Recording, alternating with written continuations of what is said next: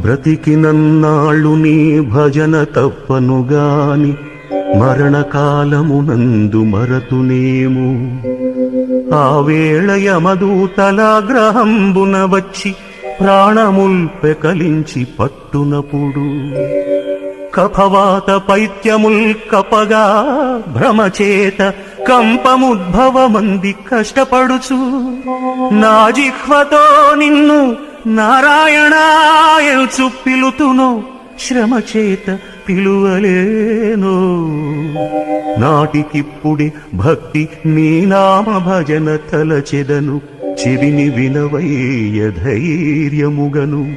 భూషణ వికాస శ్రీధర్మపుర నివాస దుష్ట సంహార నరసింహ దురిత దూరా